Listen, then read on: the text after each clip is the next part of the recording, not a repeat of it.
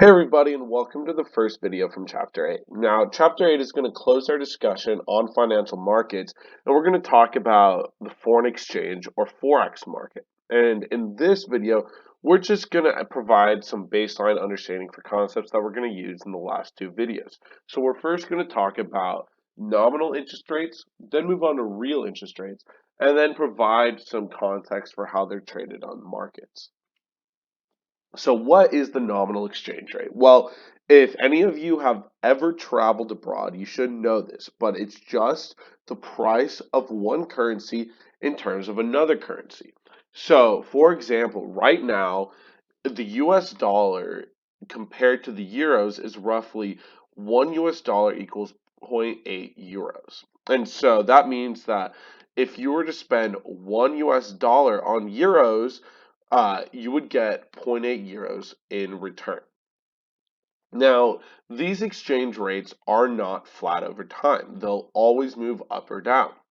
And they do so through either appreciation and depreciation. And appreciation is just the increase in value of a currency in exchange for another currency, whereas depreciation is a decrease in the value of a currency in exchange for another currency. And so, right now, it is a good time to pause and clarify that whenever we talk about the Forex market, we're always talking about exchange rates in terms of another currency. We're never going to talk about currency value isolated in of itself because that's like just saying, one US dollar. It doesn't mean anything. So whenever we're talking about these like concepts of exchange rates, both nominal and real, appreciation, depreciation, etc., it's always comparing one currency against another. And as I mentioned, appreciation and depreciation is always occurring. So at the bottom, I've taken the graph for the last 5 years of the exchange rate between US dollars and euros. And as you can see, at one point in about late 2016, one US dollar was able to get you about 0.95 euros. Whereas at the beginning of 2018, it was closer to zero point 0.8 euros. And now we're kind of bouncing around this, zero point 0.8 level. And these can move in predictable fashion. So we're going to talk about that a little bit more momentarily, but you can even pick out large market moving events in the Forex market. So just to clarify, this x-axis is a little bit, or y-axis is a little bit different. We're now looking at the amount of US dollars it takes to buy one British pound. So when you see 1.6, that's saying it takes $1.60 to buy 1 pound. And as you can see, at the beginning of 2015, it was bouncing around 1.55 to 1.6. But after Brexit happened, there were a lot of concern about the strength of the British economy and how the British economy would be affected. And that dropped the exchange rate significantly. So the US dollar appreciated, whereas the British pound depreciated in this large market event in 2016. Same thing in 2019 or 2020 when, as COVID started to break out. If you remember, it hit Europe hard first, and Boris Johnson was the first major head of state to actually test positive with COVID. And as those happened, the British pound once again depreciated enormously in value compared to the US dollar, and the US dollar appreciated, getting nearly all the way to, $1.10, getting one British pound. So you can really pick out these market movements. Now, exchange rates affect two broad people, businesses and speculators, and they both have interest in the Forex market. So let's say that there's some sort of depreciating effect in the market. Who does it help and who does it hurt? Well, we can usually break businesses down in the Forex market to net exporters and net importers. The reason why we don't care about domestic market participants is just because they don't deal in foreign currency, so they don't really care about Forex market moves. And when there's a depreciation of a domestic currency compared to a foreign currency, net exporters are generally helped. Why? Because their goods appear relatively cheaper in the foreign market, so it may stimulate demand for them. Also, you can look at like travel sources, for example, as a net exporter because if it's a hotel near Yellowstone National Park that caters to international visitors, suddenly for international visitors, their currency appreciated, so it looks cheaper to visit Yellowstone, so it would actually stimulate demand for that hotel. So these net exporters are usually helped when a domestic currency depreciates.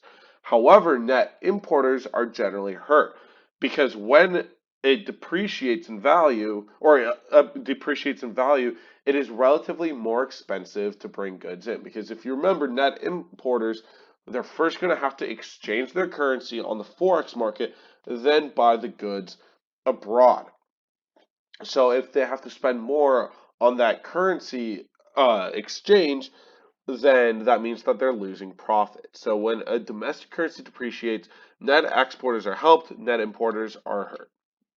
So now exchange rates can always be also listed in two ways. And so this is a snippet that looks at a few different currencies and looks at the country that it's being sold in. And as you can see, the US dollar compared to the British pound, if you're looking at it in terms of one direction, 1 pound or 1 US dollar gets you 0.78 British pounds right here, whereas 1 British pound gets you $1.28 right here.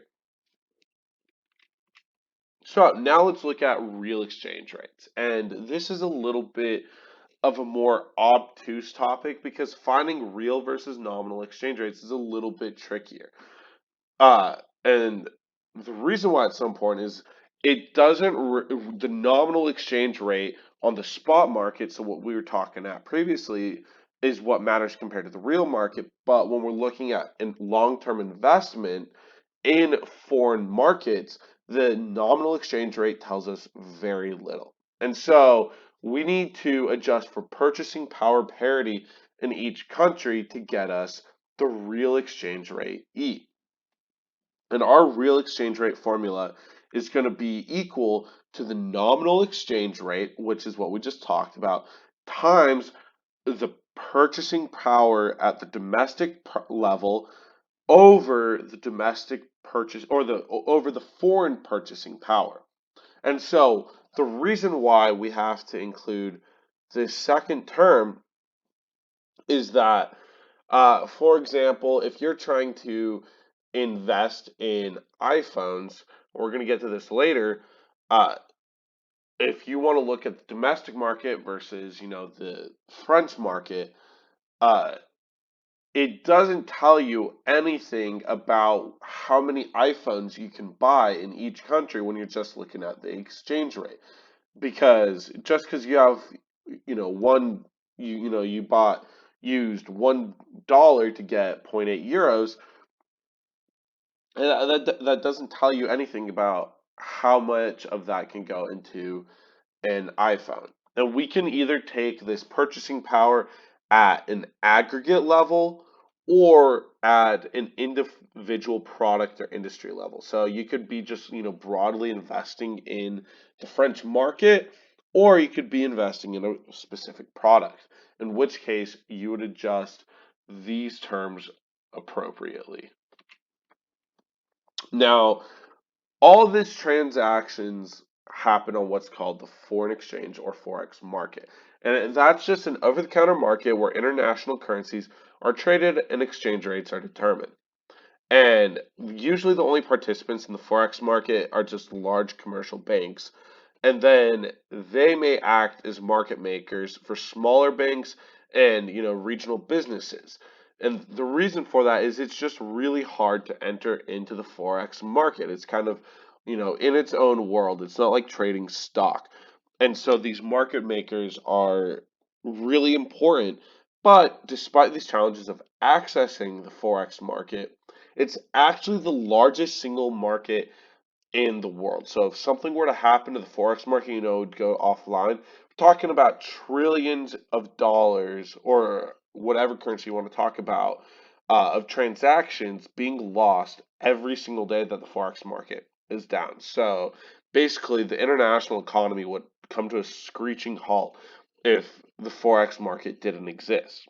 So we're now going to move on in the next two videos to talk a little bit more about transactions and investment in the Forex market.